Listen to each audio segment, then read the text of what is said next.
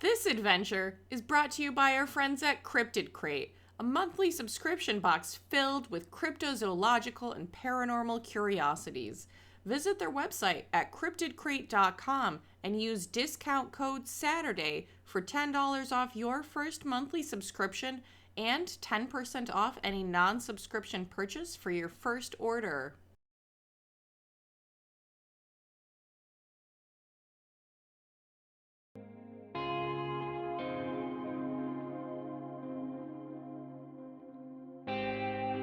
Hi, I'm Anna, and on this week's Saturday Adventure, I'm in Philadelphia looking for ghosts. Right in the center of Philadelphia is where I found Eastern State Penitentiary, one of the most notorious prisons in the whole nation. While paranormal investigators have made many amazing discoveries at Eastern State, no one has investigated the goodest ghost in the whole prison. I was here to clear the name of Pep, the cat-murdering dog. In my house, Pep is known as a notorious, bloodthirsty, merciless killer that left a string of broken feline bodies in his wake. My feline friends Winston and Wonton almost never have their historical facts correct, and I wanted to prove to them that Pep did not deserve this reputation.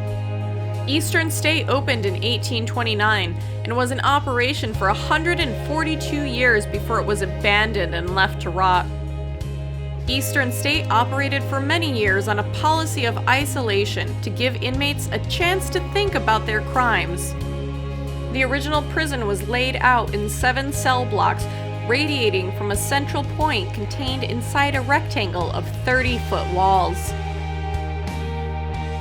This left a lot of room for additional cell blocks to be hastily constructed between the wings as the prison faced problems with overcrowding.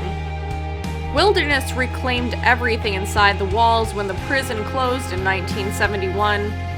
This offered refuge to the homeless populations and colonies of stray cats.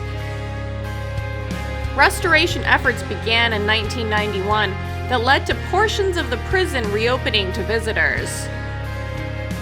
The stray cats living inside the walls were captured to be spayed and neutered and released back to their homes.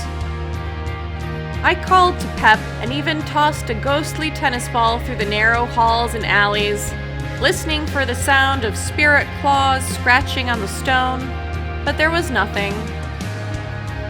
Many dangerous and notorious prisoners made their home at Eastern State. Among them was Scarface Al Capone, who got pinched in Philly in 1929 for carrying a concealed weapon. Capone's isolation was not the same isolation other prisoners experienced. His isolation included a plush bed, a comfy couch, and a radio for jazz music. Other prisoners didn't have it so good, with only a bench, a table, and an uncomfortable bed frame to their name. The stone ceilings were low, and doors were narrow to make escape more difficult. A prisoner's only interaction with other humans was when the guards brought meals, and the guards didn't talk. The one-story cells in the original blocks had a window to God, a type of narrow backyard with high walls to prevent inmates from talking to each other.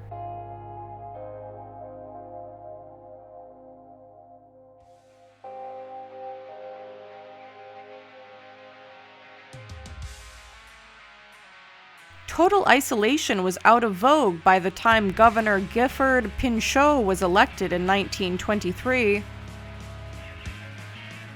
It was Governor Pinchot that handed down a life sentence to the boisterous black lab. Pep looks confused in his mugshot, as if prisoner number C2559 was still wondering when he might be brought back to the comfortable governor's mansion he called home. The newspapers ran with the story. According to the media, Pep had killed the governor's wife's favorite cat, earning him a life behind bars. The truth was much worse. Pep had been a gift to the governor's family from a relative, But when he was a year old, Pep had developed a habit of chewing the couch cushions.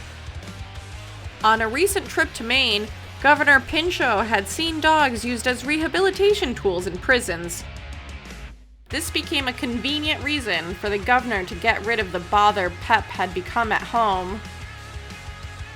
Prison probably wasn't all that bad for a Labrador retriever. Pep had been given free rein to wander the cell blocks and yards, so every single prisoner and every single guard was a potential best friend. Pep died sometime during the 1930s and was buried in an unmarked grave on the prison grounds. That means Pep very well could have spent his afternoons curled up on Al Capone's couch, listening to jazz before going out to the yard in the evening for the inmates to abandon work detail and throw a ball a couple hundred times.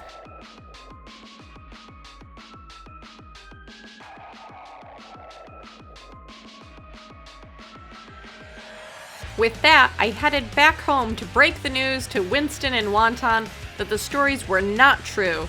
Pep was a very good boy and did not deserve the bad name history had given him.